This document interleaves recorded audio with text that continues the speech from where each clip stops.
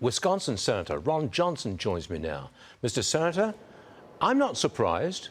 Most of America's socialists are very wealthy. Why should we be surprised at Ilhan Omar worth all that money? Oh, we shouldn't be surprised.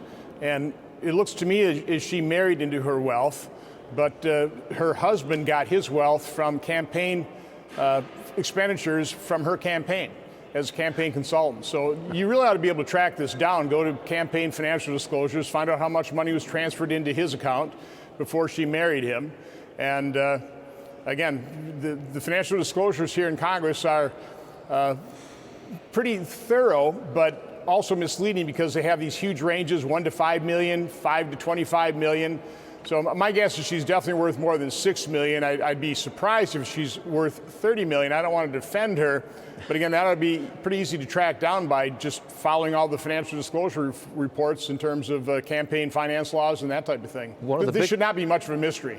But one of the big things that I've seen in my time in America, which is more than 50 years, is that it is now wealthy people vote Democrat, working people vote Republican.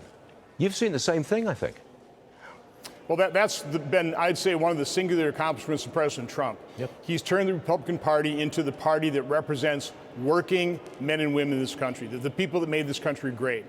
And listen, I think most Republicans, elected officials, completely embrace. We think we have always been for the working men and women of this country. We try and keep taxes low. We try and keep the size and cost of government restrained. That helps working men and women. So no, this is a singular achievement of President Trump. President Trump warns that there will be consequences if there's no meeting between Putin and Zelensky. Watch this.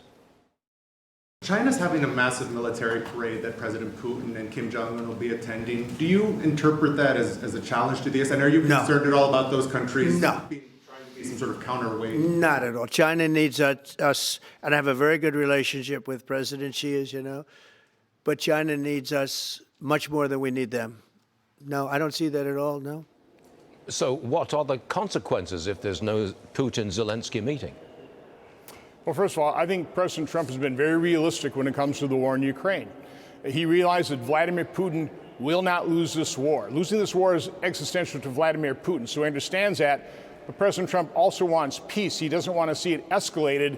But the only way you're going to bring Putin to the table, and he's given Putin more chances than probably Putin deserves to come to the negotiating table in good faith, he's got to show Vladimir Putin that this war is going to be costly. Again, he won't lose it, but he could grind, we could show Vladimir Putin that this thing is just going to continue to grind on Russia and on him, and he better come to the table and do a settlement. It's the only way this war is going to end is through a settlement. We're not going to like it.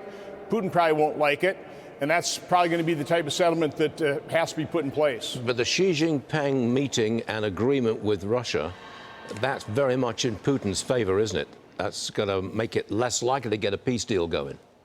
Well, obviously, that's one of the strategic defeats we've had is we've actually, the war in Ukraine has drawn Putin closer to President Xi and, quite honestly, people like Iran and North Korea. That's not a good thing.